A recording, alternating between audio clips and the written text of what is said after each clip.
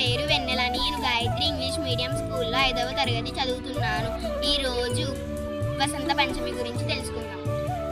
వసంత పంచమి హిందూ సాంప్రదాయంలో ముఖ్యమైన పండుగ.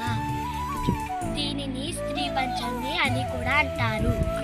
ఇది జనవరి లేదా ఫిబ్రవరి నెలలో వస్తుంది. ఈరోజు సరస్వతి దేవి పుట్టినరోజుగా జరుపుకుంటాము. ముఖ్యంగా విద్యార్థులు, కళాకారులు ఈ రోజున ఎంతో భక్తి శ్రద్ధలతో పూజిస్తారు. పసుపు రంగు ఈ పండుగకు ప్రత్యేకతను తెలుస్తుంది.